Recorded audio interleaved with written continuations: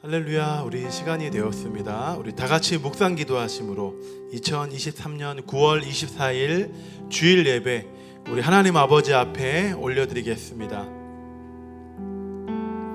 주께서 심지가 견고한 자를 평강의 평강으로 지키시나니 이는 저가 주를 의뢰함이니이다. 아멘. 살아계신 하나님 아버지, 오늘 드려지는 이 예배를 주의 말씀과 성령으로 충만히 우리 가운데 임재하시고 역사하여 주시옵소서. 예배드리는 모든 심령들 말씀 앞에, 하나님의 임재 앞에 회복되어져 돌아가는 하나님의 능력을 경험해 나아가는 은혜의 시간 되게 하여 주시옵소서. 오직 우리 주님 홀로 찬양과 영광 받아 주시기 원하오며 거룩하신 예수님의 이름으로 기도하옵나이다. 아멘. 우리 한 목소리로 우리의 신앙을 고백합니다. 전능하사 천지를 만드신 하나님 아버지를 내가 믿사오며 그 외아들 우리 주 예수 그리스도를 믿사오니 이는 성령으로 잉태하사 동정녀 마리아에게 나시고 본디오 빌라도에게 고난을 받으사 십자가에 못 박혀 죽으시고 장사한 지 사흘 만에 죽은 자 가운데서 다시 살아나시며 하늘에 오르사 전능하신 하나님 우편에 앉아 계시다가 저리로서 산 자와 죽은 자를 심판하러 오시리라. 성령을 믿사오며 거룩한 공예와 성도가 서로 교통하는 것과 죄를 사하여 주시는 것과 몸이 다시 사는 것과 영원히 사는 것을 믿사옵나이다. 아멘.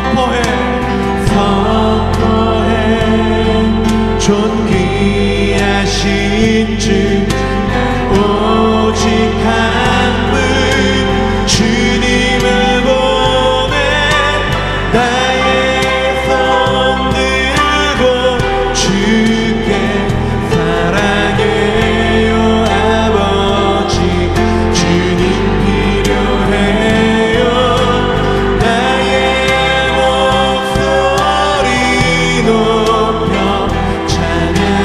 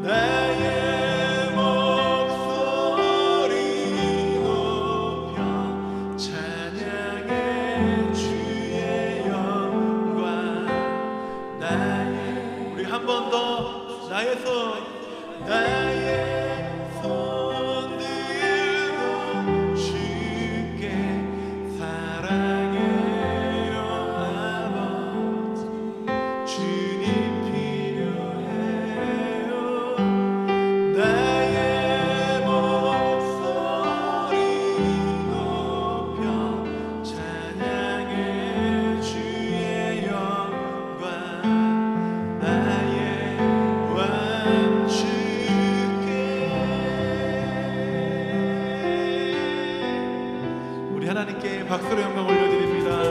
하나님 우리의 필요가 되십니다. 우리의 목소리를 들으십니다.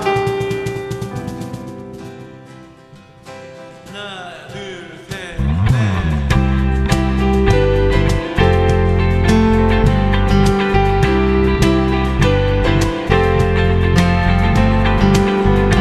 산과 시내와 붉은 노을과 땅의 모든 것 주 다스리네. 그 안에 갈망 유일한 소망 주님 날 다스리는 것.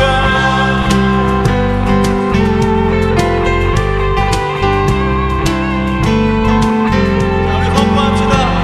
산과 시내와 붉은 노을과 땅의 모든 것 주 다스리네. 내 안에 갈망 유일한 소망 주님 날 다스리는 것. 주 오셔서 통치하소서. 헛된 나의 그 어둠 거두사 내 모든 것 다 드리니. 오셔서 주 오셔서 통치하소서. 헛된 나의 그 어둠 거두사 내 모든 것 다 드리니. 오셔서 다스리소서.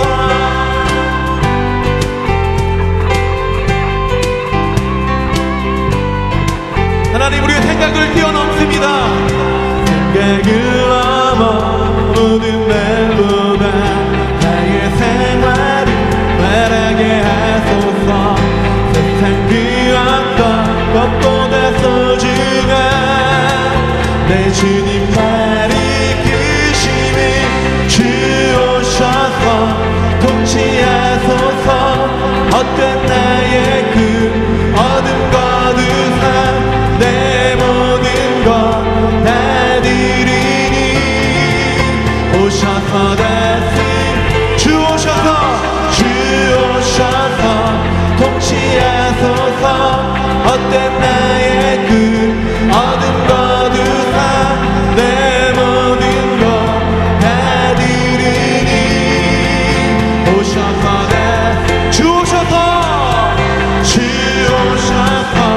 통치하소서. 헛된 나의 그 어둠 것. 다시 한번 나의 주님 오셔서 다스리소서. 오셔서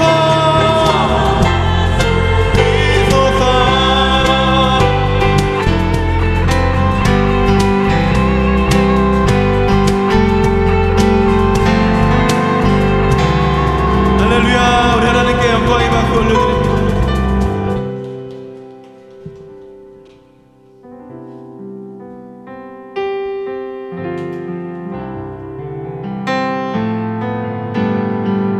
천사들이 찬양하며 보좌 앞에 모든 민족 절하며 엎드리네.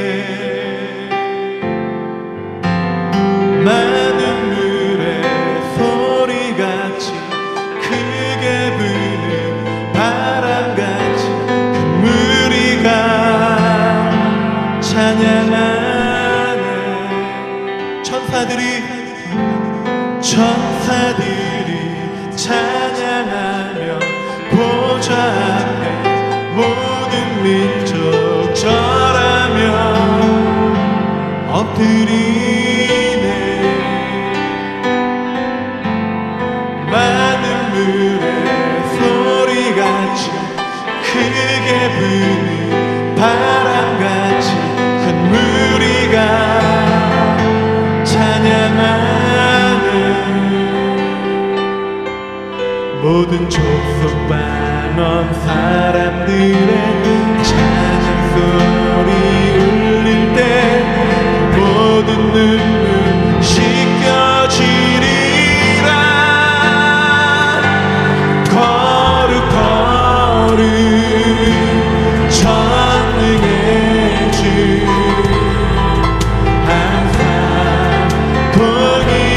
동일하신 주님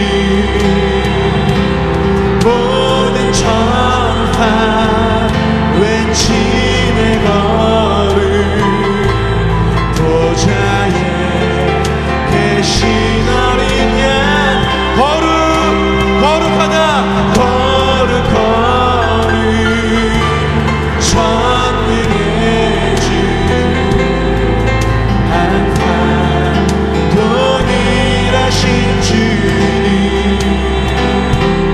모든 천사 외치네 걸음 보좌에 계신 어린 양께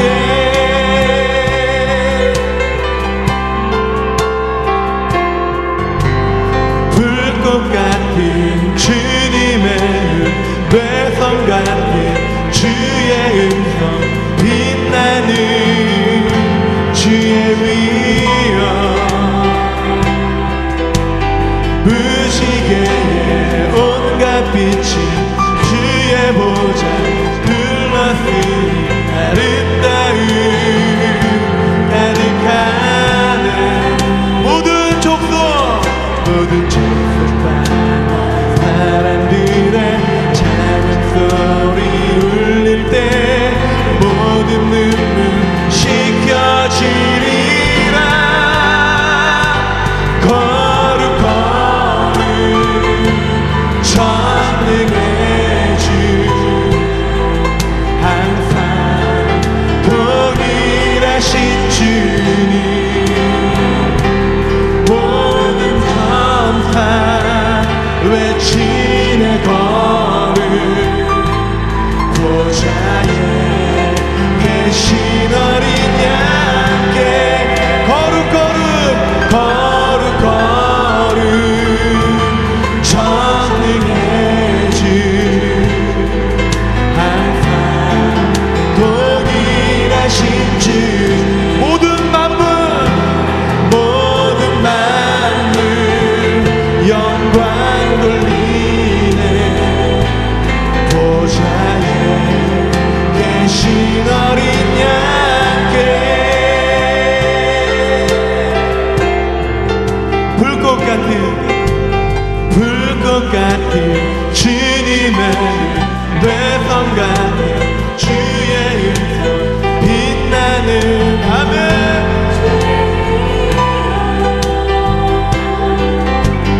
무지개의 온갖 빛이 주의 보좌 둘러쓰니 아름다움 한 번 더 불꽃 같은 주님의 외성 같은 주의 음성 빛나는 주의 위엄 무지개의 온갖 빛이 온 하나님의 빛이 이곳 성전에 임하십니다 아멘 모든 족속만 사람들의 작은 소리 울릴 때 그 모든 눈물 씻겨지리라 거룩거리 전능의 주 항상 동일하신 주님 모든 천사 외치네 걸음 보좌에 계신 어린 양께 거룩거리 전능의 주 항상 동일하신 주 모든 만물 영광 돌리네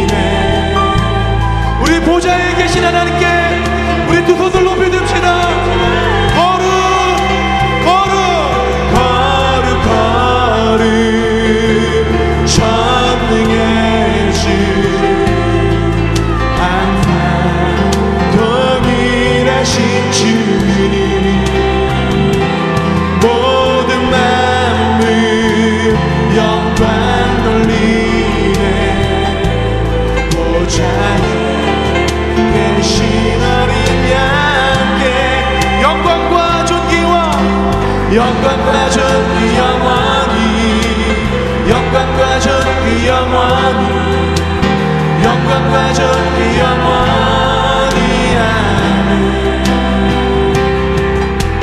영광과 존귀 영원히 영광과 존귀 영원히 영광과 존귀 영원히 아멘 영광과 존귀와 영광과 존귀 영원히 영광과 존귀 영원히 영광과 존귀 영원히 아멘 하나님 영광과 존귀를 받으셔서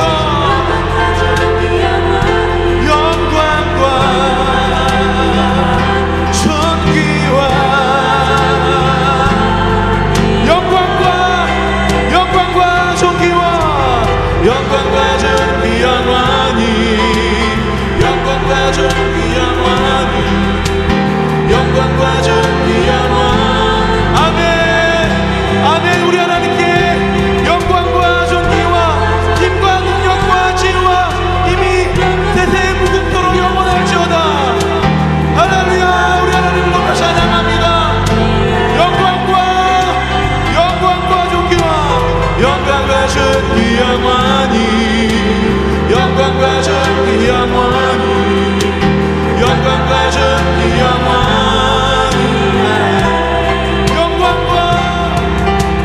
영광과 존귀 영원히 영광과 존귀 영원히 영광과 존귀 우리 기도합시다 하나님 이 시간 영광을 받으셔서 우리의 찬양과 영광을 받으셔서 주님 영광과 찬양을 받으셔서 불꽃 같은 주님의 눈과 많은 물의 소리를 하나님 응답하여 주시옵소서 이 가운데 임하여 주시옵소서 주님 우리 가운데 임하여 주시옵소서 거룩하신 주님 오늘 하나님의 전에 하나님의 임재와 영광이 임하여 주시옵소서 오 주님 오 주님 오 주님 오 주님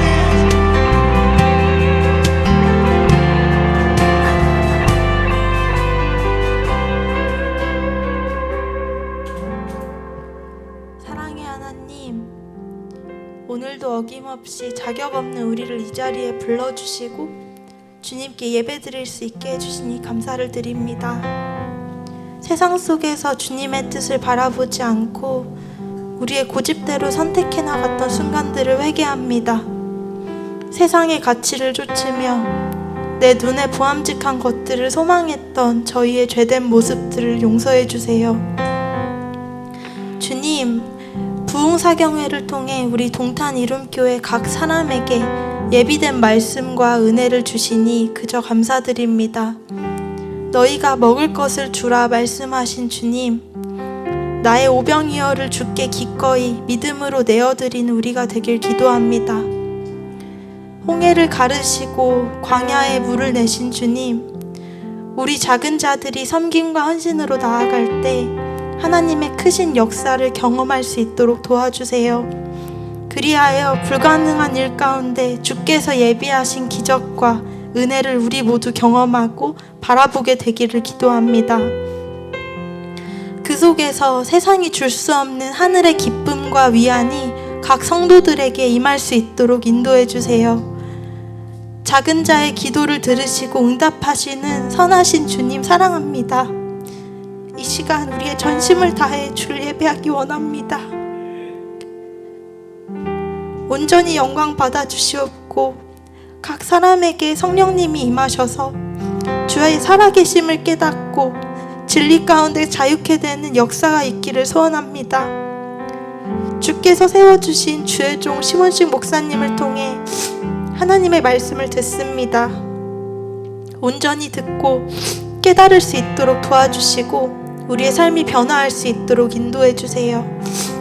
이 시간 오직 주님께로만 영광 올려드리오며 살아계신 예수님의 이름으로 기도드립니다. 아멘.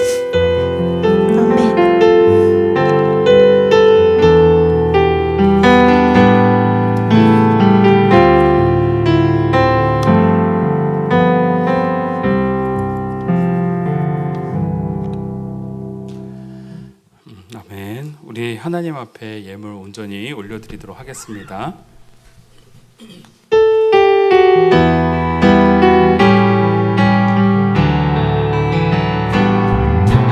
찬양의 제사 드리며 성소로 들어갑니다.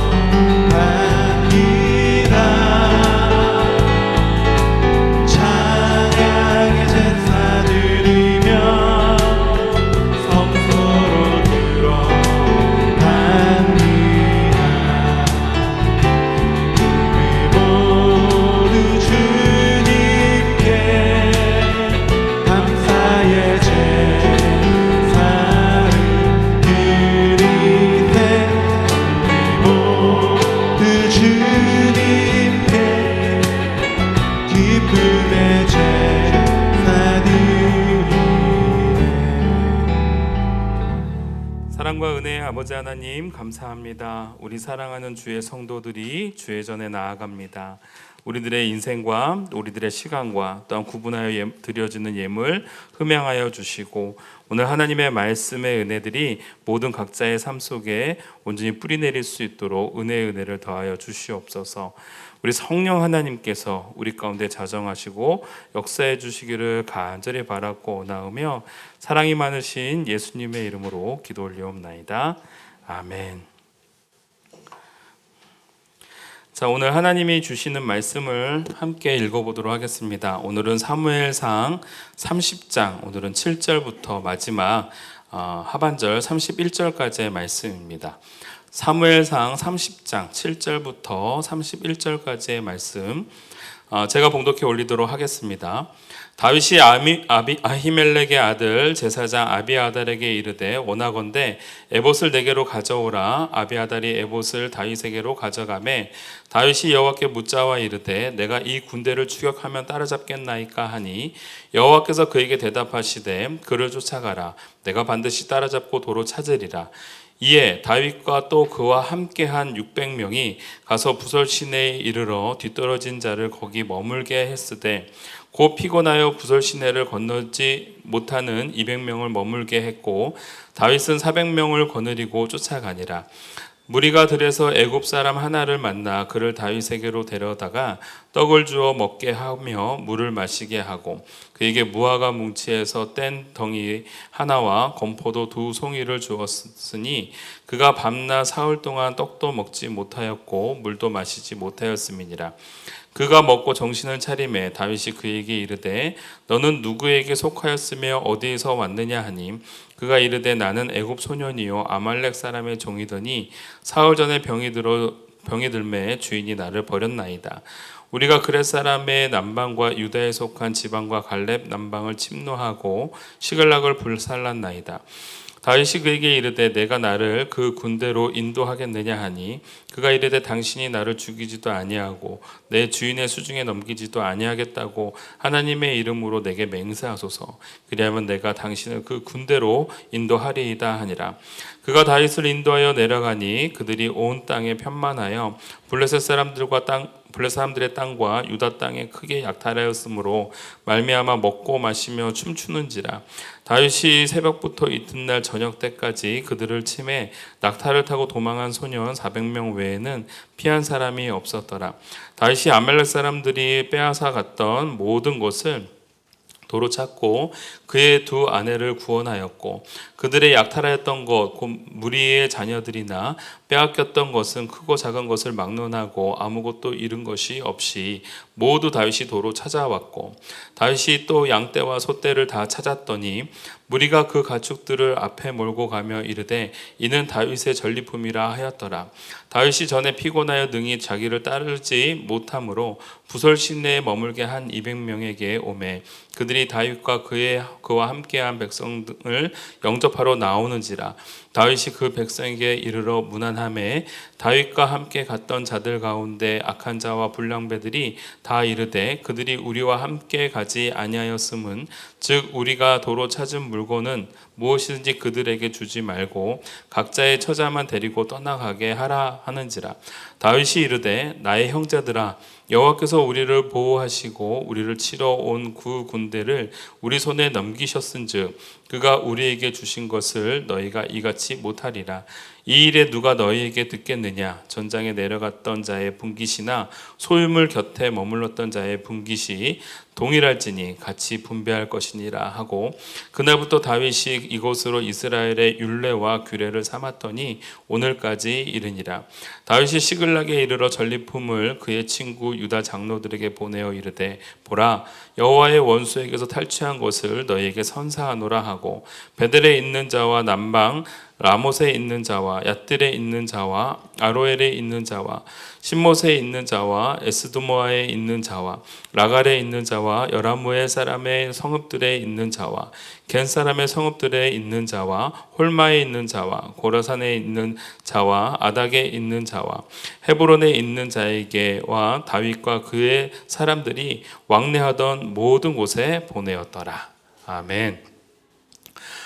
오늘 사무엘상 30장 7절부터 마지막 31절까지 말씀을 토대로요, 받은 은혜 베풀기라는 제목으로 함께 은혜를 나누도록 하겠습니다. 잠시만요. 자, 받은 은혜 베풀기, 우리가 지난주 말씀을 잠시 떠올려 보았으면 좋겠습니다. 29장에 있는 말씀이었는데, 29장에서 이 블레셋 사람들의 연합 전선이 이제 구축되어지고 유다 왕 사울을 대항하여서 이제 길보아 전투 가운데 나아가게 되어집니다. 그때에 바로 이제 그 사울 왕은 지금 무당에게서 하나님의 어떠한 뜻들을 온전히 듣고, 또한 그 안에서 자기가 멸망할 것에 대한 예언을 가지고 낭망하면서 그 길보아 전투에 나가게 되어지고요.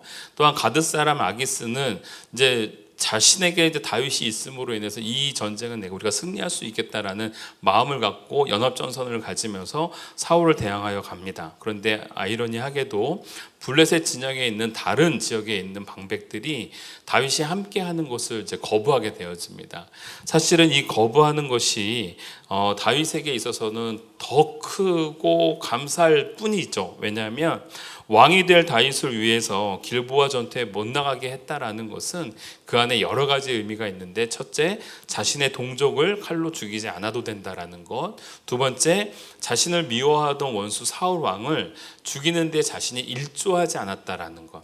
어떻게 보면 이 두 가지의 명분들을 명확하게 세울 수 있는 그러한 과정이었다라는 겁니다. 그런데 이 과정 또한 우리가 지난주에 말씀을 토대로 보았을 때 사무엘상 14장에서 이미 블레셋 진영에 있었던 이스라엘 사람들이 그 안에서 반란을 일으키면서 이스라엘 사람들과 함께 합세여서 블레셋 사람들을 쳤던 기억이 있으므로, 블레셋 사람들은 그러한 트라우마를 가지고 더욱더, 하물며 부하들도 이 정도인데 장수인 다윗이 우리를 향하여 칼을 빼들고 쳐들어오면 우리는 꼼짝없이 죽을 수밖에 없다라는 두려움이 엄습함으로 결국은 아기스의 어떠한 권유로 인해서 다윗은 자신이 머물렀던 시글락으로 돌아오게 되어집니다. 무려 한 3일간의 여정들을 시글락으로 돌아오고 있고, 또한 그 3일간의 여정 속에서 이미 길보아 전투에서 이제 사울과 블레셋 사람들은 맞닥뜨려서 이제 싸워야 되는 상황인 거죠.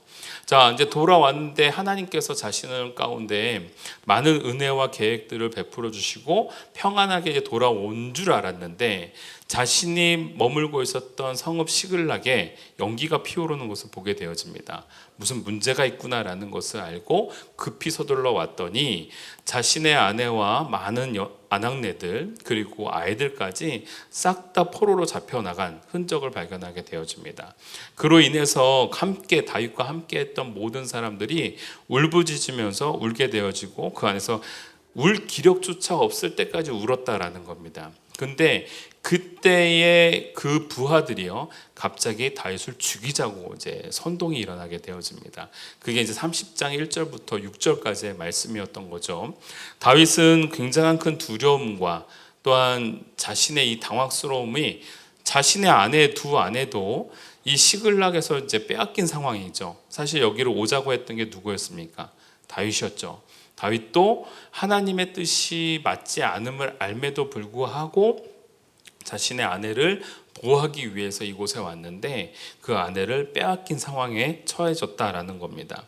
그때 이제 다윗은 그 절체절명의 순간에서 하나님 앞에 기도했던 내용이 있는데 바로 시편 25편 16절에서 17절 말씀이었다라는 겁니다. 여러분 요거는 우리가 함께 좀 읽으면 좋겠다 싶어서 제가 좀 자막으로 좀 부탁을 했는데요. 시편 25편 16절 17절을 먼저 좀 읽어보도록 합시다. 시작.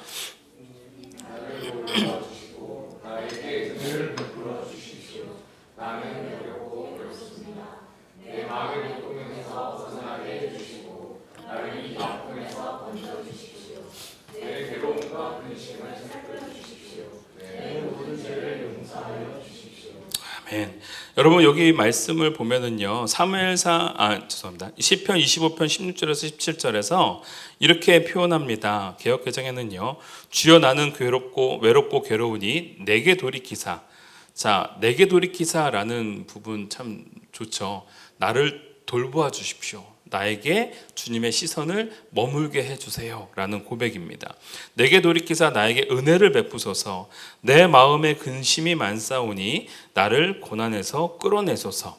그거를 이제 새번역 버전에서는 내 마음의 고통에서 벗어나게 해주시고 나를 이 아픔에서 건져 주십시오 라고 이제 고백하고 있습니다. 자, 그런데 우리가 지난주에는 25편 16절에서 17절만 읽었죠. 근데 18절에 이러한 메시지가 있습니다. 내 괴로움과 근심을 살펴주십시오. 내 모든 죄를 용서하여 주십시오. 자, 요 25편이 어느 배경으로 쓰여졌다고요? 사무엘상 29장 하반절에서 30장 1절부터 6절까지 그 위기의 상황 속에서 쓰여진 시다라는 겁니다. 여기서 여러분 주목해 볼 것이 바로 이겁니다. 자신에게 하나님의 은혜를 돌이켜 달라고 시선을 머물게 해달라는 요청과 더불어서 자신의 죄를 토설하는 장면이 나옵니다. 참 중요한 겁니다. 우리가 이 부흥 사경회를 진행하면서도요, 여러분들에게 기도를 하라고 했던 것은 하나님이 주실 은혜에 대한 사모함을 여러분들이 가지라라는 의미입니다. 더불어서 우리가 그 사경회를 통해서 무엇을 깨닫게 되냐면 하나님이 나에게 위로의 메시지뿐만이 아니라 내 가슴을 채찍질하시는 그러한 하나님의 채찍질을 여러분들이 맞으시라는 겁니다. 저는 사실 이번 부흥 사경회가 그러한 시간이었습니다. 철저하게 저를 향하여 하나님의 채찍질을 내리꽂는 그러한 시간이었고, 나로 하여금 다시금 하나님을 바라볼 수 있도록 만들어 주셨던 그런 회복의 시간이었습니다. 여러분, 우리 영상이 없는데 이번 그 부흥 사경회를 유일하게 우리 그 유튜브를 딱 조회하면 배경 화면이 까맣게 나오는 게 딱 하나가 있어요. 그게 어제 부흥 사경회입니다. 여러분들 그거를 클릭해서 꼭 한번 들어봐 주셨으면 좋겠습니다. 다윗은요 드디어 무엇을 깨닫게 되냐면 자신의 죄를 깨닫게 됩니다. 그래서 18절에 이러한 고백을 하지 않을 수가 없었던 거죠. 근데 참으로 놀라운 것은 다윗만이 아니라 우리들의 삶 속에 수많은 고통과 어려움들이 찾아오고, 좋을 땐 잘 모릅니다. 근데 어려움과 고통들이 찾아오고 자기 힘으로 더 이상 어찌할 수 없을 때에 하나님의 은혜를 구하는데, 그 은혜를 구함과 동시에 무엇이 떠오르냐면 내 안에 하나님을 배신하였던 죄가가 떠오르더라라는 겁니다. 여기서 회복이 되는 거예요. 뭐가 회복되느냐? 관계의 회복이 일어나는 겁니다. 우리가 예배를 통하여 하나님을 찾아오고 하나님을 예배하고 또한 말씀을 듣는다라는 것은요, 우리가 단순하게 여기 와가지고 1시간 동안 함께 입술을 높여가지고 찬양하고 또한 목사님의 설교를 30분 40분 듣는 데서 끝나는 게 아닙니다. 하나님의 말씀이 선포되어져 나갈 때에 그 안에서 나와 하나님과의 관계가 회복되어지는 경험을 하는 거죠. 아멘이죠? 오늘 다윗은요, 내부적 갈등과 위기에서 적잖은 아마 충격을 먹었을 것 같습니다. 왜냐하면 이 사람들은 자신을 찾아서 따라와 준 사람들이거든요. 그리고 얼마 전까지 자신에게 자신의 생명을 보호해달라고 요청했던 사람들이거든요. 그래서 지금까지 다윗은 이 사람들을 이끌어가면서 목숨 걸고 싸워가지고 재물을 얻어서 이 사람들에게 나눠주고 이들을 먹이고 이들을 하나님의 백성으로 군대화시키는 과정을 다윗이 일으켰다라는 겁니다. 그런데 그 안에 자신의 아내와 자녀들이 빼앗기는 경험을 하는 순간 그들의 막바지에 달하는 순간 그들의 칼날이 갑자기 다윗을 향하게 되는 거죠. 다윗은요 아마 엄청나게 무서웠을 겁니다. 자신을 찾아왔던 아웃사이더들이 이제는 자신의 적이 되는 무서운 순간을 경험했기 때문인 거죠. 그런데 여기서 하나님을 더욱더 바라보고 의지해 나가는 다윗의 심령이 여기서 회복이 되어집니다. 여러분, 사실 우리들의 삶 속에도 사실 그렇지 않느냐라는 거예요. 내 마음과 같지 않은 상황이 참 많습니다. 내 뜻과 같지 않은 것 같을 때가 너무 많아요. 여러분들 직장 동료에게 나는 정말 그들에게 친절을 베풀고 또는 그들에게 내 마음을 담아서 무언가를 이렇게 전했음에도 불구하고 그러한 가치들을 그들이 존중해 주지 않을 때 이거 뭐지? 이 사람 내 마음 같지 않구나라는 느낌을 받게 되어집니다. 그런데 그것이 우리에게는 보통 실망과 좌절로 그리고 그 사람과의 어떤 관계성을 끊는 작업으로 이어져 나가는데 오늘 다윗도요 그 과정을 딱 경험하면서 오히려 선을 긋는 장면이 아니라 하나님 앞에 주목하는 장면으로 바꿔나가더라라는 겁니다. 이게 하나님의 사람들이 행해야 될 삶의 태도다라는 거죠. 하나님을 더욱더 주목해 봅니다. 하나님의 사인이구나. 그래서 그 위기 때문에 하나님 앞에 기도하다가 갑자기 아까 전에 시편 25편 18절처럼 하나님 내 모든 죄를 사하여 주시옵소서. 여러분 맥락이 안 맞잖아요. 고통에서 나를 건져달라고 하고 나를 구해달라고 하는데 살려달라고 하는데 맨 마지막에 갑자기 뜬금없이 내 죄를 용서해 주십시오. 이게 바로 이 땅을 살아가는 우리들의 모습이다라는 거예요. 그런데 이 과정이 하나님과 나 사이의 관계를 회복해 나가는 과정이다. 내 뜻과 내 계획대로 내가 의도한 대로 되지 않을 때 여러분 기억해 주세요. 하나님이 지금 나를 부르시는구나. 여지없습니다, 여러분. 하나님이 지금 나를 부르시는구나. 그때 우리가 하나님 앞에 바짝 엎드리고 하나님께 나오라는 신호로 여러분들이 삼으면서 하나님 앞에 엎드려져 나가는 주의 백성이 되어지길 원합니다. 그러면서 첫 번째 대지가 이겁니다. 하나님의 긍휼을 구하라라는 거예요. 뻔하죠. 하나님의 긍휼을 구하라. 우리는 하나님의 긍휼을 구할 수밖에 없습니다. 바짝 엎드림, 모두 고개를 쳐들고 자신의 힘과 자신의 능력으로 살아간다고 할 때에 우리 하나님의 백성들은요 내 힘과 내 능력이 아니라 매 순간마다 하나님의 은혜와 긍휼을 구하면서 살아가는 인생이 된다라는 거예요. 그런데 그렇게 하나님 앞에 엎드려졌을 때에 정말 아름답고 선한 하나님의 은혜가 그 사람들 가운데 임하고 있다라는 거예요. 우리가 복음서에서도 우리가 보게 되겠지만 죄 많은 여인이 예수님 발 앞에 엎드렸을 때에 그의 머리카락으로 예수님의 발을 눈물로 씻었을 때에 그에게 예수님이 해주셨던 것은 내 죄가 사하셨느니라. 중풍병자가 아무것도 할 수 없어서 하나님 앞에 예수님 앞에 바짝 나자빠졌을 때에 그 예수님이 하셨던 말씀은 내 죄가 사하여졌느니라. 여러분 하나님 앞에 엎드려졌을 때에 아무것도 할 수 없을 때에 그 앞에 나아가게 되어지면 우리 안에 회복이 일어나는 것을 우리가 잊지 않았으면 좋겠습니다. 엎드림의 행위는요 자복이며 간구입니다. 하나님을 향해 시선을 옮기는 거죠.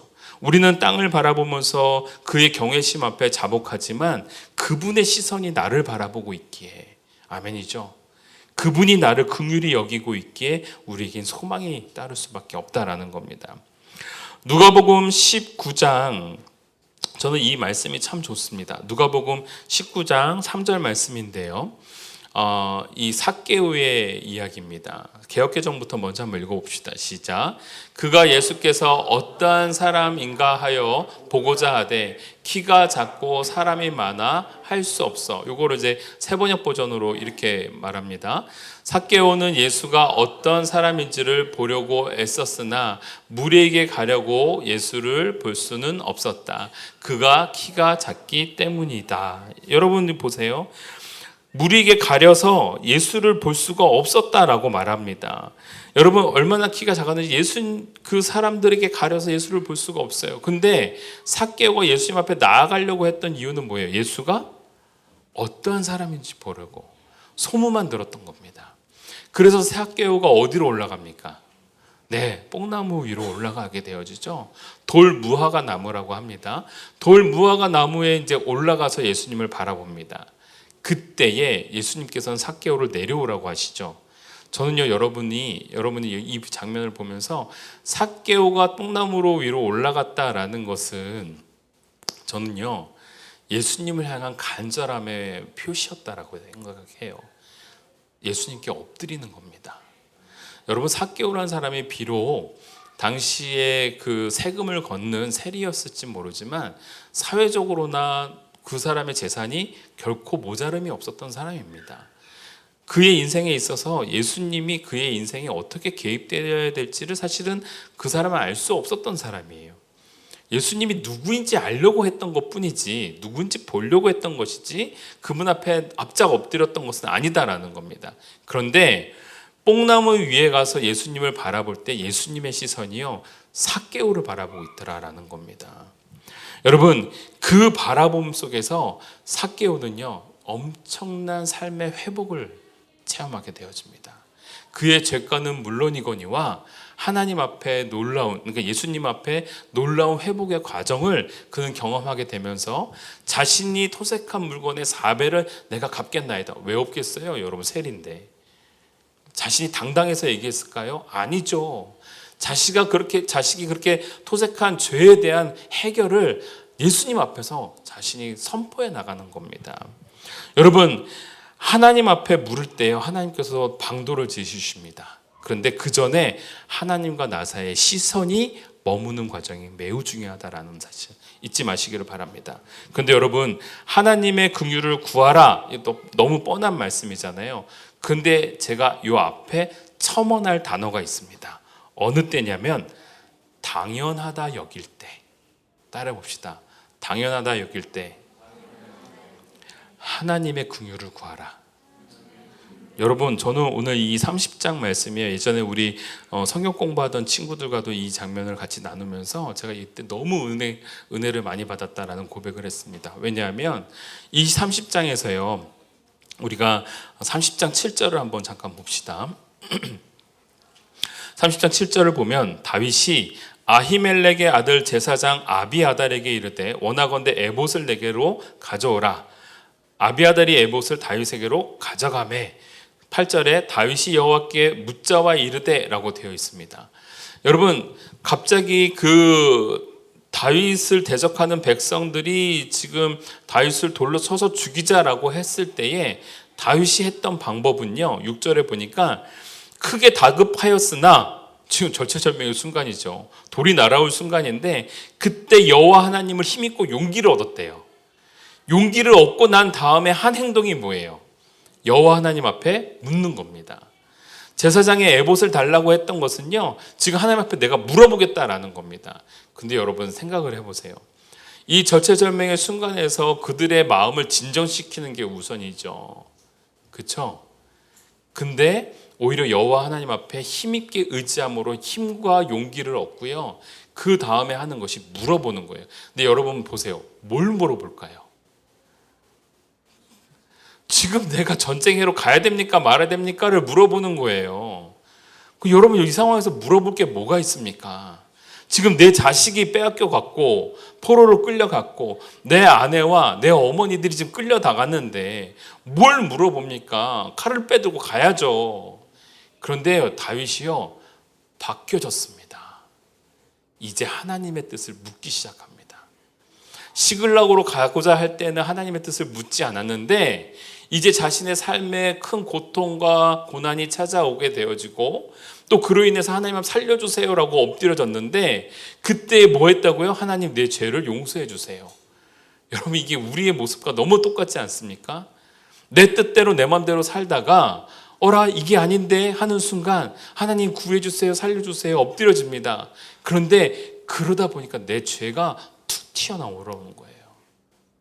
하나님 앞에 깨지는 상황이 찾아오는 겁니다. 하나님의 관계가 회복이 되어지는 거예요. 그러니까요, 어떤 일이 일어나냐면 당연한 것을 묻더라라는 겁니다. 사랑하는 성도 여러분, 우리가 하나님의 뜻을 묻는다라는 것은요, 단순하게 위기가 봉착했을 때 누구든지 다 그렇게 합니다. 여러분 우리 유모 알잖아요. 한 스님이 그 얼어있는 강가를 걸어가고 있다가 얼음 밑에서 쩍 하는 순간 나무아미탑을, 그리고 또 가는데 또 쩍 하는 순간 나무아미탑을, 그 마지막에 중간쯤 왔는데 쩍쩍쩍 하는 순간 하나님 살려주세요 라고 했대잖아요. 그게 뭐냐면은 우리들의 절체절명의 순간일 때 우리는 하나님 붙잡을 수밖에 없는 거예요. 그런데 그때는 누구든지 붙잡는다라는 거예요. 근데 중요한 건 하나님과의 관계성이 회복되어진 하나님의 백성들은요, 어느 때도 묻는다? 당연할 때도. 여러분, 그래서 우리가요, 일상 속에서의 그 기도함은요, 참으로 중요한 하나님과 나 사이의 고백인 겁니다. 여러분, 밥 먹을 때 기도합니까? 안 합니까? 하죠. 여러분, 우리가 습관화적으로 그냥 밥 먹을 때 기도하는 사람들도 있습니다. 그런데 밥 먹을 때 기도를 한다라는 것은요, 우리는 그 안에서 무엇을 고백하냐면, 지금 내 눈앞에 놓여있는 이 밥그릇의 밥이 내 힘과 능력으로 된 것이 아니라 하나님의 은혜로 내가 공급을 받습니다라는 고백인 거예요. 그래서 감사한 마음으로 기도하는 겁니다. 할렐루야. 오늘 1번의 대지는요, 하나님의 긍휼을 구하라. 어느 때요? 당연할 때에도. 오늘 하나님의 백성들이, 오늘 저와 여러분들이 나아가야 될 그 상황이다라는 거예요. 그러나 그 지금 이제 전쟁으로 나아가는 그 상황은요, 쉬운 상황이 아닙니다. 다윗은 그 사람들과 함께 이미 60km를 걸어온 상황인 거예요. 왜냐하면 사흘길을 걸었다잖아요. 근데 당시에 병사들이 하루길을 걸어갈 수 있는 게 하루에 한 20km 정도라고 합니다. 여러분, 우리 군대에 있을 때도 병사들이 행군을 할 때 하루에 보통 한 30km를 가요. 그게 이제 좋은 도로를 가거나 그랬을 때입니다. 근데 거기는 광야이고 사막이기 때문에 20km예요. 자, 20km를 사흘길을 왔는데 또 다시 사흘길을 가야 되는 상황이 찾아와요. 시글락에서 부솔 시내가에 이르기까지도 약 한 25km라고 합니다. 3일 동안 60km를 걸어왔는데 급히 부솔 시내까지 25km를 걸어간 거예요. 85km를 간 겁니다. 지칠 만큼 지치는 사람들이 생기게 되는 거죠. 더 가야 하나 더 갈 수가 없는 상황에 봉착하게 되어집니다. 그런데 여러분, 하나님의 뜻을 찾고 따라가는 사람들이 이제 하나님과의 관계성이 회복이 되어지면 어떠한 삶으로 이제 살아가야 되는가? 오늘 두 번째 메시지입니다. 받은 은혜를 긍휼로 베푸는 자의 삶으로 살아가야 된다라는 거예요. 받은 은혜를 뭘로요? 긍휼로 베풀라. 사실은요, 제가 좀 단어를 좀 바꾸고 싶었어요. 받은 긍휼을 은혜를 베풀며 살아가라 이렇게 말하고 싶었는데 똑같은 의미거든요. 근데 제가 조금 그냥 좀 쉽게 받은 하나님께로부터 받은 은혜를 우리가 컴패션한 마음으로 많은 사람들에게 베풀면서 살자라는 의미인 겁니다. 자, 다윗은요, 두 가지의 긍휼을 좀 베풀어 가고 있습니다. 9절부터 10절까지는요, 이미 많은 여정들을 함께 했던 사람들 가운데 낙오된 자들, 즉 9절 10절 지쳐있는 자들에게 쉼이라는 긍휼을 베풉니다. 9절 10절 이에 다윗과 또 그와 함께한 600명이 가서 부솔 시내에 이르러 뒤떨어진 자를 거기 머물게 했을 때 10절입니다.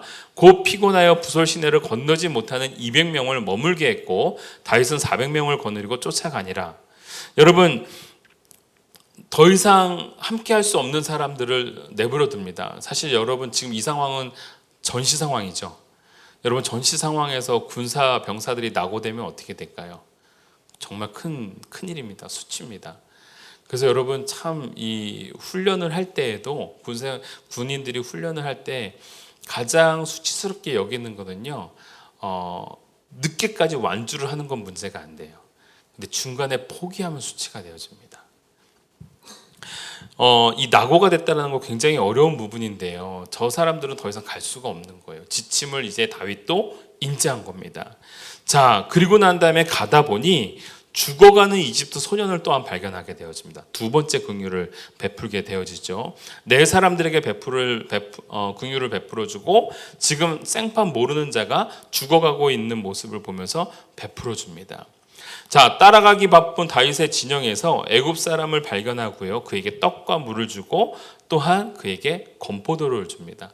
제가 이거를 이제 찾아봤더니요, 떡과 물이라는 것은 그에게 이제 식량을 주었다라는 의미인데요, 건포도라는 것은 조금 다른 의미를 가지고 있습니다.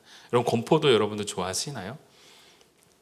저는 건포도 어렸을 때는 참 좋아했는데 커서는 이제 건포도가 이렇게 별로 땡기지가 않더라고요. 근데 이 건포도라는 것이 어떠한 의미를 가지고 있냐면요, 소위 그 당 급속적인 당 공급 맞나요? 이게 당이 빨리 공급이 되어져야 그 사람의 생기가 돈다고 합니다. 그래서 건포도를 먹였다라는 것은요, 너무 지쳐 있는 사람에게 빨리 당을 공급해줘서 그 사람을 원기 회복에 좀 또 수월할 수 있도록 도와주는 음식이 건포도라고 합니다.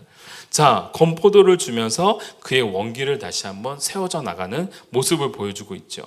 여러분, 이 부분에 대해서 많은 학자들이 또 이거를 두 가지로 보고 있습니다. 다윗이라는 사람이 그렇게 호락호락한 사람 아니다. 쓰러져 있는 사람을 보니까 딱 아말렉 족속에서 빠져나온 사람인 것 같아서 그를 도와줬다라고 이제 해석해 주시는 분들도 계시는데요, 많은 분들은 후자인 거를 얘기해 주시는데, 그게 뭐냐면 다윗이 자신이 은혜로 그를 긍휼하게 바라보았기에 그를 구해줬다라고 보고 있습니다. 근데 저는 후자의 마음이 듭니다. 왜냐하면 지금 다윗은 무엇을 받았어요? 은혜를 받았어요. 하나님 앞에 회복을 얻었습니다. 하나님 앞에 긍휼을 받았어요. 내 죄 때문에 이 일이 일어났다는 거 다윗도 아는 거예요. 시편 25편 18절에서 그걸 떠올린 거예요. 그리고 난 다음에 이 모든 것들 그래도 하나님의 긍휼과 은혜를 구하는 겁니다. 그때 하나님께서 인도해 주시는 거를 다윗은 경험했어요. 그러니까 어떻게 합니까? 받은 은혜를 가지고 누군가에게 또 은혜를 베푸는 거예요. 여러분, 이게 우리들의 삶입니다. 아멘이죠. 하나님의 사람들은요, 받은 은혜를 갖고 베푸는 거예요. 하나님이 주신 은혜가 저는 없는데요. 여러분, 없긴요. 우리가 망각한 거죠. 잃어버린 거죠. 받은 은혜를요, 이제 떠올렸기 때문에 그 은혜를 가지고 그 사람을 베풀어 주는 겁니다. 여러분, 저도 가만히 보니까 제가 청소년 사역을 왜 했는가라고 생각을 해봤는데, 단순하게 제가 젊어서 청소년 사역을 했던 게 아닙니다. 받은 은혜가 있었던 거예요. 청소년 때 나를 위해서 말씀을 전해주셨던 우리 전도사님, 그리고 나를 위해서 기도해 주셨던 우리 목사님, 그분들이 제 마음속에도 남아있는 거예요. 그러니까 저는 지금 그 고등학교 때 그 다른 우리 친구들은 그 목사님 너무 재미없다고 그랬는데, 저는 그 목사님 너무 좋았어요. 이성열 목사님이시라고.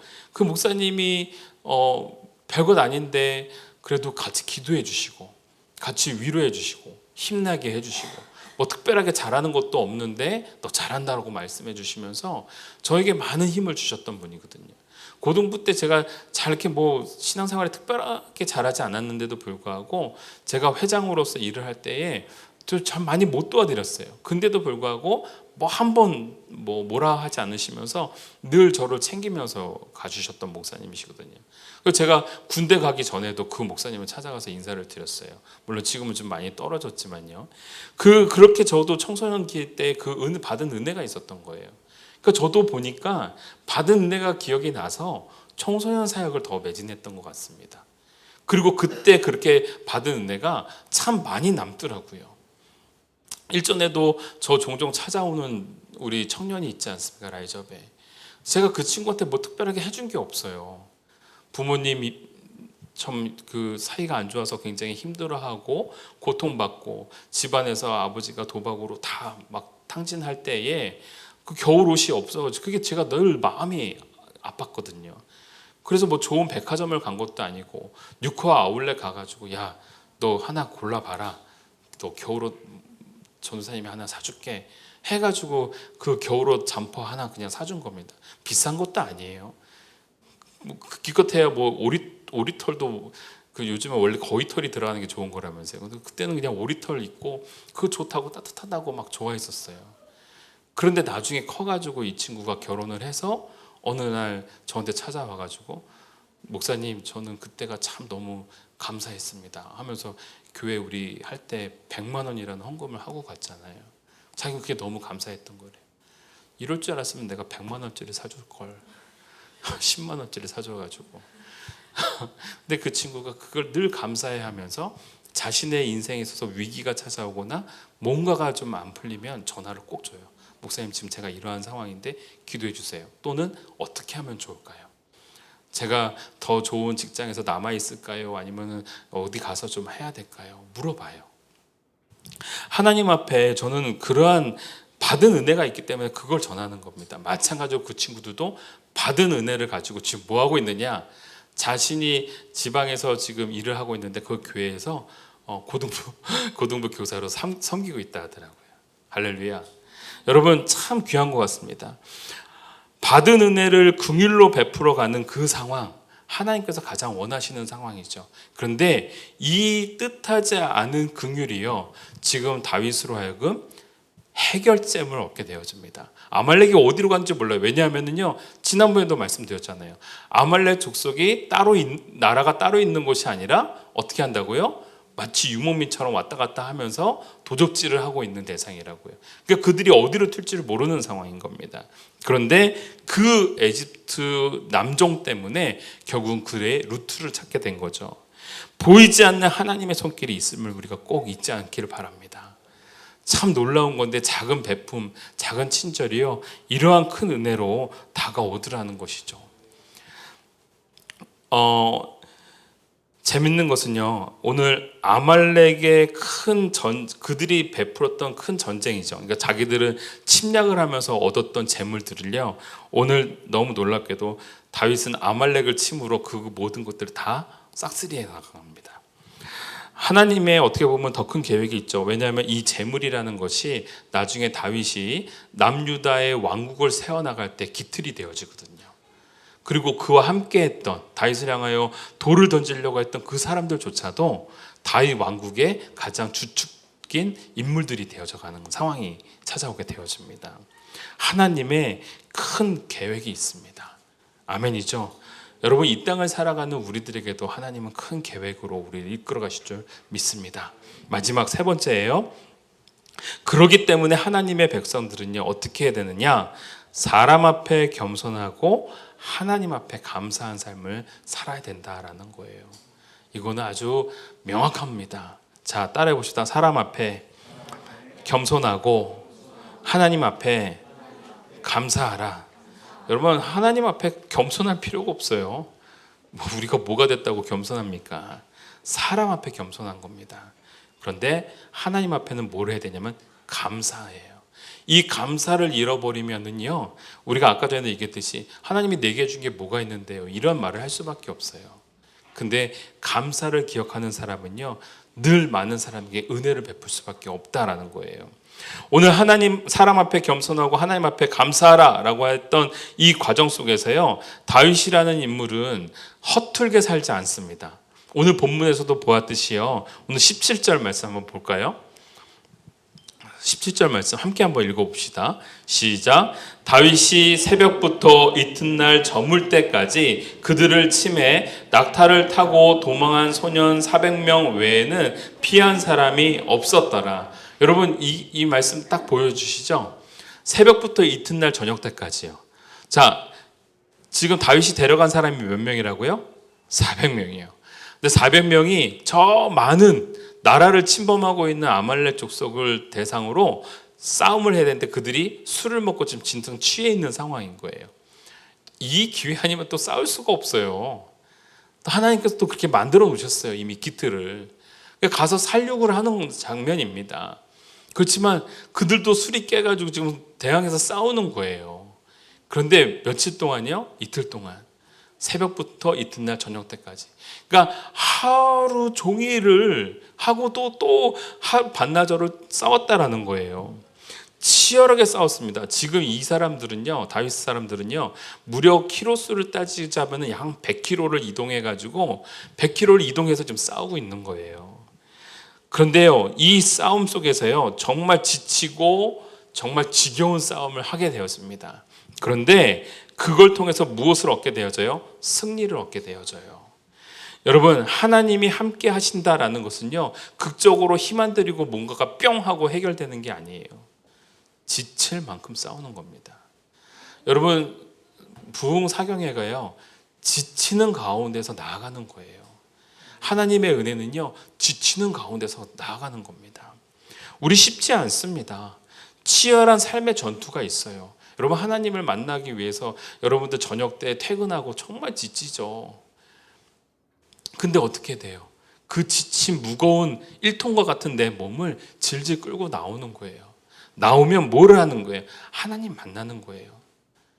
참 더운데 또는 지치는데 그러면서 하나님 만나가면서 우리들의 삶의 전투에서 그 삶을 치열하게 살아내는 겁니다. 근데 하나님이 부어주시는 은혜가 또 따로 있어요. 승리가 있어요. 기쁨이 있습니다. 아멘이죠?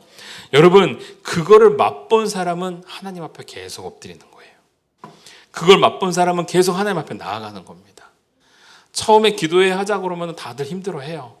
근데 한 사람 나와가지고 기도하다 보면 기도했더니 하나님 주시는 은혜가 있더라고요. 그러면 그 다음날 또 나오려고 하는 거예요. 그게 바로 우리들 안에서 점진적으로 자라나가는 과정인 겁니다. 여러분들은 잘 모르시겠지만요, 저는 CCTV로 우리 교회를 봐요. 모르셨죠? 근데 와가지고 기도한다고 해서 잠만 자고 가는 사람이 있더라고요. 계속 졸아요. 기도하는 게 아니라.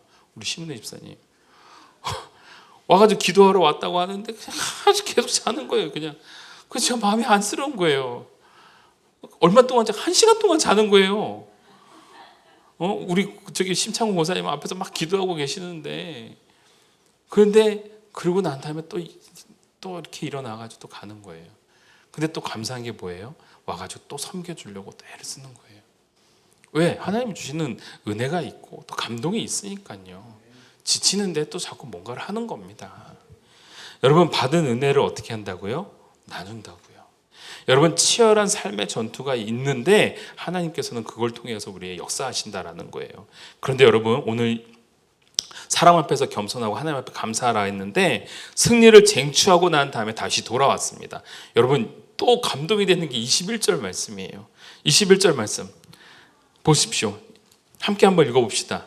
21절 말씀 시작. 다윗이 전에 피곤하여 능히 자기를 따르지 못함으로 부솔 시내에 머물게 한 200명에게 오매 그들이 다윗과 그와 함께한 백성을 영접하러 나오는지라. 다윗이 그 백성에게 이르러 문안하매. 여러분, 백성들이요 쭈뼛쭈뼛 나옵니다. 여러분, 아무리 봐도 한 이틀은 걸린 것 같아요. 자기들은 부솔 시내가에서 쉴 만큼 쉬었어요. 물 마시고 기력 찾았습니다. 근데 저 멀리서 그 싸움에 치열하게 싸웠던 사람들이 터벅터벅 걸어오는 거예요. 아이고, 난 아무것도 못했는데 하면서 그 다윗을 마중하러 나갑니다. 어떤 마음일까요, 여러분? 네, 엄청난 미안한 마음이겠죠. 내 아내와 자식들을 나를 대신해서 싸워서 얻어온 거잖아요. 미안한 마음으로 나아갑니다. 근데요, 여러분, 오늘 말씀에서 또 감격적인 게 저는 이 21절의 하반절이에요. 다윗이 그 백성에게 이르러 문안한다라는 거예요. 그들이 영접하러 나오는데요, 다윗이 먼저 인사를 하는 겁니다. 괜찮느냐? 회복되었느냐? 문안하는 겁니다. 왕의 권위 없습니다. 약한 자들의 마음에 먼저 다가가는 다윗의 모습을 보여주고 있는 거예요. 다윗의 배려요, 다윗의 긍휼인 겁니다. 저 이 기분 딱 합니다, 여러분.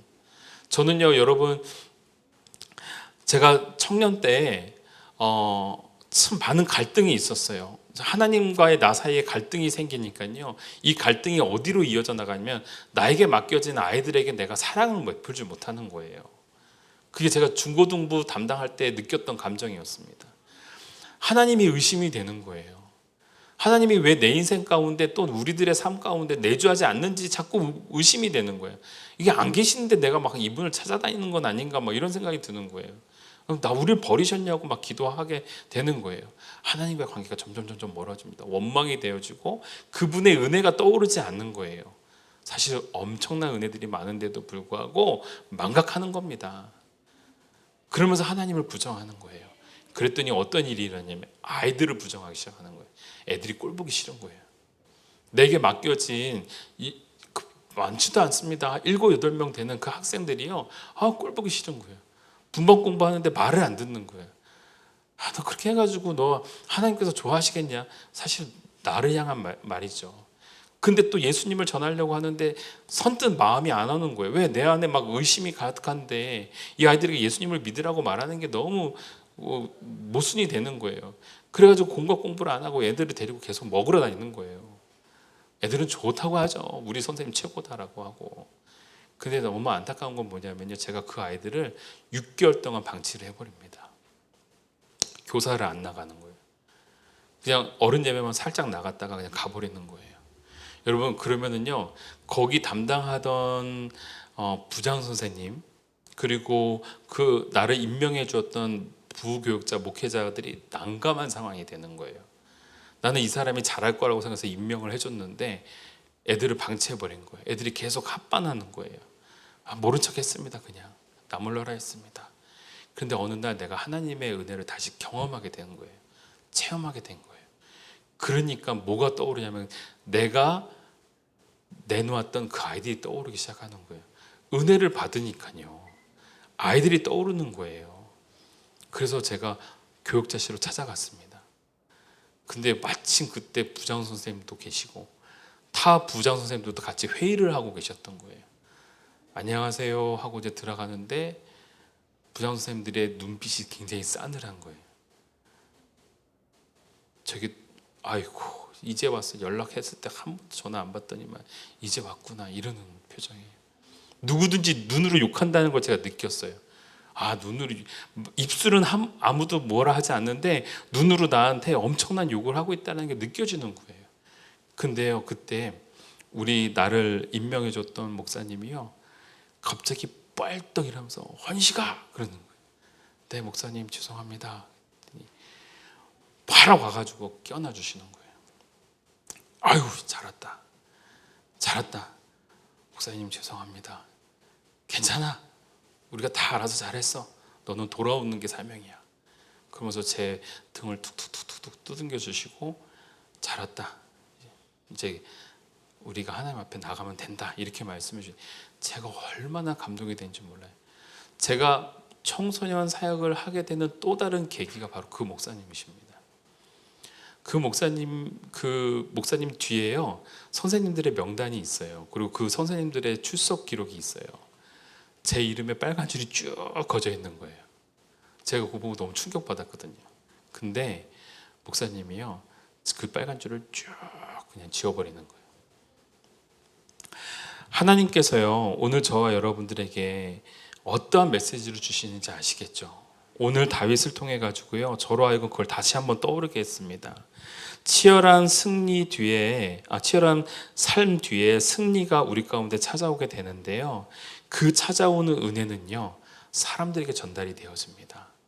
겸손하게 내가 전리품을 많이 차지해왔다 이걸 보여주는 게 아니라 부서 시내가에서 힘들어하고 어려워하고 있었던 그 백성들의 마음을 어루만져 주는 거예요. 이게 하나님의 사람인 겁니다. 아멘이죠? 그 사람들의 심령을 이해해 주는 게 하나님의 사람인 거예요. 자, 그리고 난 다음에요 놀라운 게 나옵니다. 23절이요. 완전히 다윗과 상반된 사람의 모습이에요. 23절 함께 한번 읽어봅시다. 시작. 다윗이 이르되 나의 형제들아 여호와께서 우리를 보호하시고 우리를 치러온 그 군대를 우리 손에 넘기셨은즉 그가 우리에게 주신 것을 너희가 이같이 못하리라. 즉 이게 무슨 말일까요? 그 22절에 무슨 얘기가 나오냐면요 다윗과 함께 했던 사람들이요 우리의 이 전리품들을 싸우지 않은 저들에겐 줄 수 없다라고 얘기를 하는 거예요. 근데요 그 22절에 등장하고 있는 사람들을 우리 성경 안에서는요 어떠한 존재로 묘사하고 있냐면요 악한 사람 불량배라고 표현하고 있습니다. 함께 한번 읽어봅시다. 시작. 다윗과 함께 갔던 자들 가운데 악한 자와 불량배들이 많으되 그들이 우리와 함께 가지 아니하였은즉 우리가 너로 찾은 물건 무엇이든지 그들에게 주지 말고 각자의 찾아만 드리고 떠나게 하라. 아멘. 여러분 보세요. 22절 말씀 여러분들이 봤을 때 저거 합리적이지 않아요? 충분히 합리적입니다. 저건 다른 말이 아니라 그때 당시 사회 배경이에요. 전쟁에서 전리품을 얻을 수 있는 사람은요, 싸워서 목숨 걸고 싸워서 얻은 자만이 전리품을 얻을 수가 있어요. 그런데 그거에 대해서 지금 사람들은 반대하고 있는 거예요. 세상의 이치와 원리대로 얘기를 한 겁니다. 그런데 하나님께서 성경 말씀에 그들을 향해 뭐라고 말하고 있어요? 악한 자와 불량배들이라고 말하고 있어요. 여러분, 성경 안에서 불량배라고 등장하고 있는 대상들은요, 반드시 죽어야 될 대상들입니다. 근데 악한 자와 불량배가 다 뭐예요?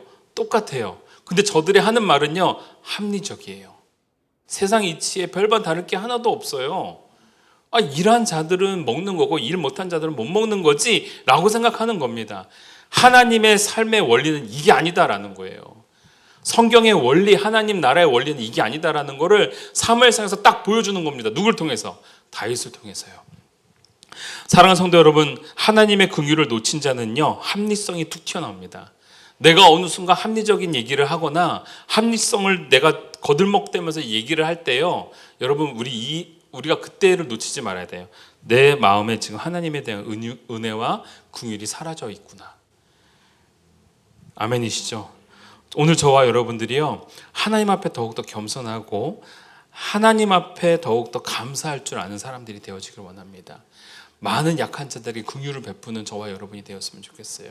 여러분들의 가정에서, 또한 여러분들의 사회 직장 내에서 여러분들과 맞닥뜨리는 많은 사람들에게 그러한 긍휼의 사람이 되어지기를 주님의 이름으로 축복합니다. 우리 함께 찬양합시다.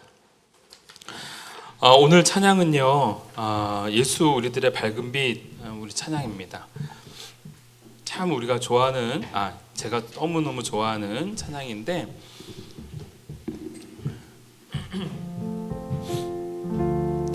여러분, 거기에 이런 가사가 나와요. 그 세 번째 단락에 보면, 그는 구원의 주 하나님, 공의로 세상을 다스리시네, 주를 경외하는 자들에게 부어주시는 놀라운 주님의 영광, 이렇게 표현하고 있습니다. 근데 여러분, 우리 잊지 마세요.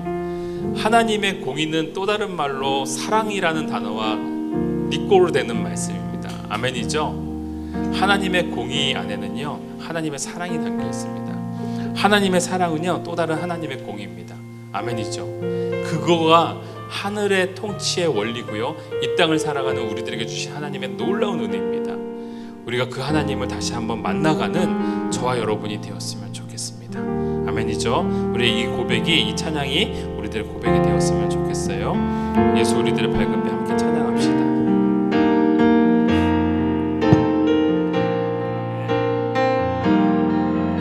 예수 우리들의 밝은 빛, 은혜와 긍휼을 베푸시는 주, 주의 길을 따라가는 주의 자녀들에게 항상 밝은 빛을 비추시네.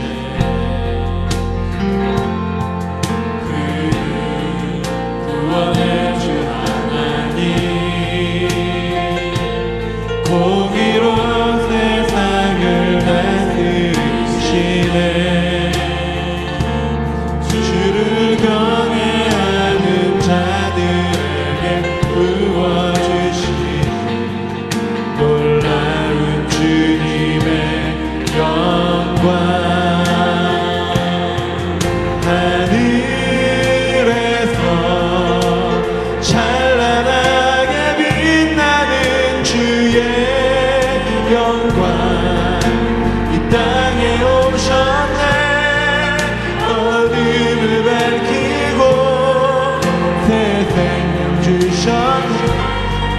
영원히 빛나는 나의 예수님, 높이 영광과 찬양 받으신 그 이름 경배합니다. 슬픔을 거두고 내게 자유 주시네, 기쁨을 영원한 나의 빛 예수께.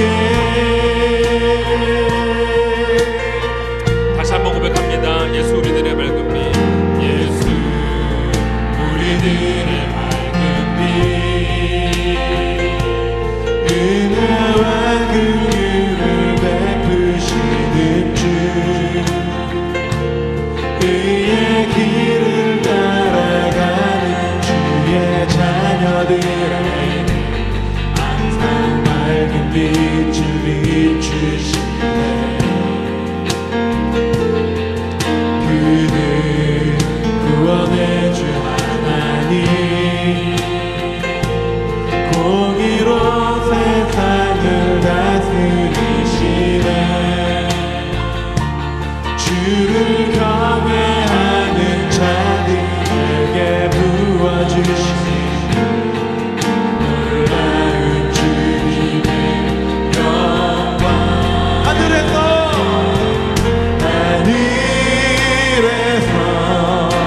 찬란하게 빛나는 주의 영광 이 땅에 오셨네. 어둠을 밝히고 새 생명 주시네. 영원히 빛나는 나의 예수님, 높이 영광과 찬양 받으신 그 이름 경배합니다. 슬픔을 거두고 내게 자유 주시네. 기쁨의 노래를 영원한 나의 빛 예수께. 하늘에서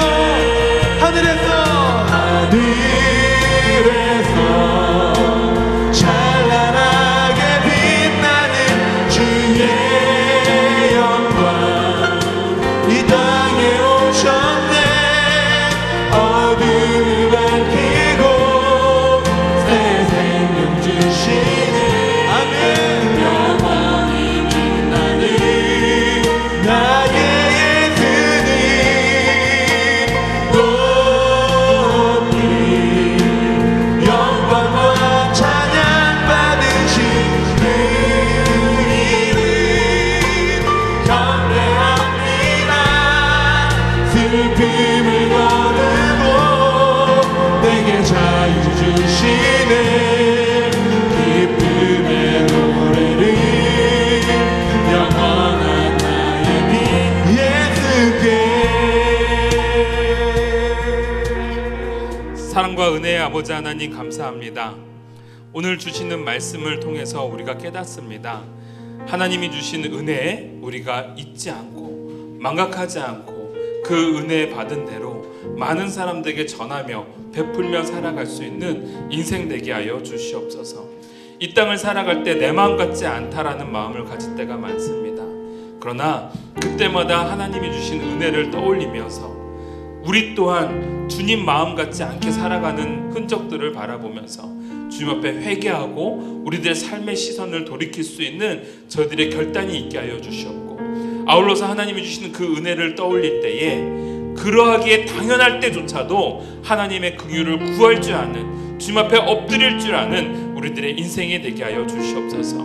오늘 우리들의 마음속에 혹여나 합리적인 마음들이 떠오를 때가 있습니다. 간혹 내 마음속에서 이성적인 마음들이 떠올릴 때가 있습니다. 그러나 그것이 하나님의 나라 통치의 원리가 되지 않음을 다시 한번 상기하면서 하나님의 나라를 통치하고 내 인생을 통치하는 것은 오직 여호와의 은혜뿐임을 우리가 상기하며 살아갈 수 있도록 도와주시옵소서. 받은 은혜를 긍휼으로 베풀어 나갈 때에 하나님의 놀라운 나라가 확장되어져 나갈 줄 믿습니다. 받은 은혜를 많은 사람들에게 전파해 나갈 때에 하나님의 놀라운 은혜의 꼴 또한 많은 사람들에게 임하게 될 줄 믿습니다. 그러한 통로가 우리가 되게 하여 주시옵고, 그러하게 사람들 앞에서 교만한 것이 아니라 더욱더 겸손하고 하나님 앞에 늘 감사한 마음을 잊지 않고 살아갈 수 있는 주의 아름다운 자녀 또 한 명의 다윗이 될 수 있도록 은혜를 내려 주시옵소서. 늘 주 성령님의 내주하심이 우리 삶 가운데 머무기를 간절히 바라고 원하오며 사랑 많으신 예수님의 이름으로 기도 올려옵나이다. 아멘. 지금은 우리 주 예수 그리스도의 은혜와 극진하신 아버지의 사랑과 성령님의 감화감동 교통하심이 당연할 때에조차도 주님 앞에 엎드리기를 소원해 나가는 우리 사랑하는 성도들과 우리 신도들 위해, 그리고 우리 자녀들 위해 지금부터 영원토록 함께 계실지어다. 아멘.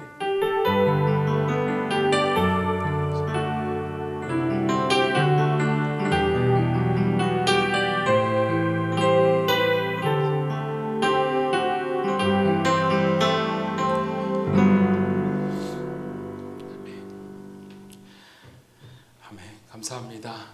이번 한 주도요 우리 주 안에서 꼭 승리하시는 우리 주의 백성들 되어지기를 주님의 이름으로 축복합니다. 우리 서로의 격려의 박수 한 번만 하도록 할게요. 우리 다음 주 대표 기도자는 우리 이유리 청년이 좀 수고해 주셨으면 합니다.